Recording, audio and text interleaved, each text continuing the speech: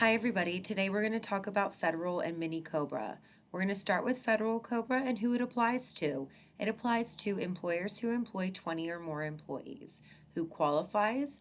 Employees, spouses, dependent children who are enrolled in the plan in question for a minimum of 1 day. There are several qualifying events. We'll start with the employee. The employee's voluntary or involuntary termination of employment outside of gross misconduct or a reduction of hours of employment. For spouses, all the events for employees apply, as well as the employee becoming entitled to Medicare, divorce or legal separation from the employee, or death of the employee. For dependent children, all events under spouses apply, as well as the loss of dependent child status under the plan, which means that they've aged out at the age of 26, which will happen at the end of the month that they turn 26. How long can COBRA last?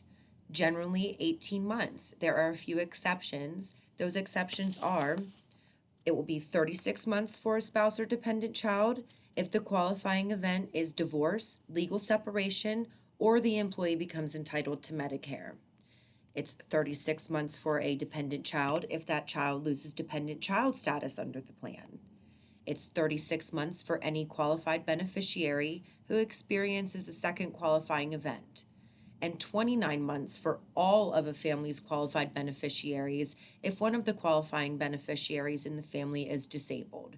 There's a so-called disability extension, and there are certain requirements that apply. So, what is the maximum chargeable premium payment for Federal COBRA? Generally, 102% of the cost of the member's group rate. However, a plan can charge qualified beneficiaries eligible for the disability extension 150% of the case to the plan for the final 11 months of COBRA coverage. So now we're going to go over Mini COBRA. And Mini COBRA applies to employers that employ 2 to 19 employees. Who qualifies? Same as Federal. Employees, spouses, and dependent children enrolled in the plan in question.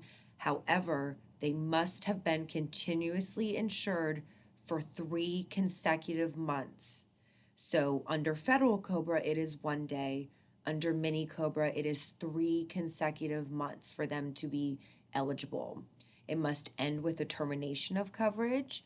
And also there are several other qualifying events like employee's death, termination, reduction in hours, divorce or legal separation, the covered employee becomes entitled to Medicare, loss of dependent child status, and employer bankruptcy.